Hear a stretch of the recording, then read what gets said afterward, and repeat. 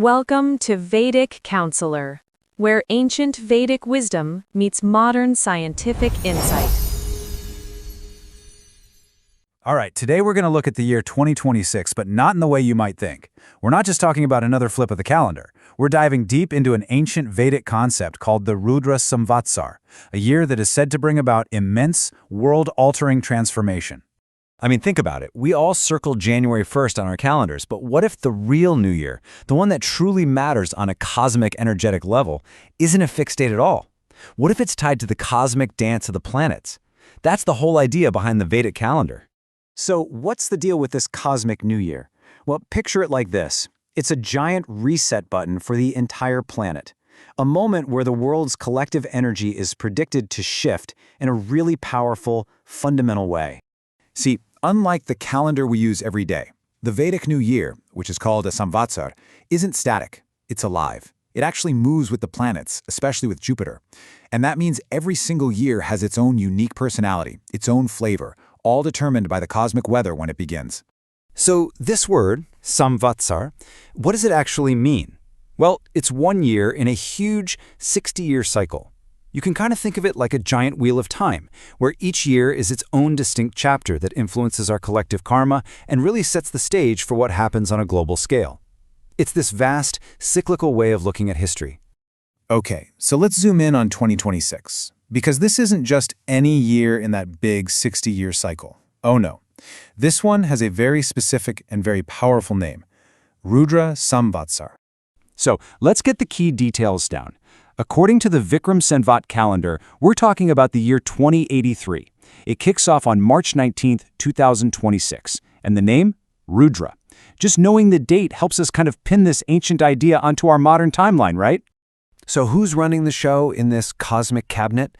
Well, Jupiter is the king, which points to themes of wisdom, justice, and expansion. Then you've got Mars as the minister. Think of Mars as the one pushing for action, courage, but yeah, also potential conflict. And overseeing the public mood is the moon. That means our collective emotions, they're going to be a huge driver of events. This celestial team really sets the whole vibe for the year. And that name, Rudra, that's really the key to understanding everything. It's a name that doesn't just whisper change, it roars it. It signals a massive, cleansing transformation. Literally, the name means the one who roars.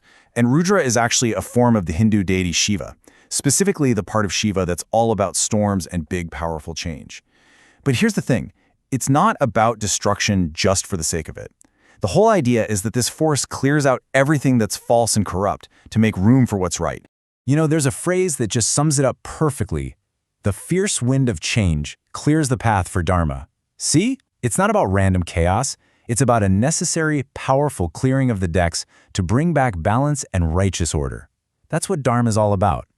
And this is where we see the really crucial dual nature of this energy.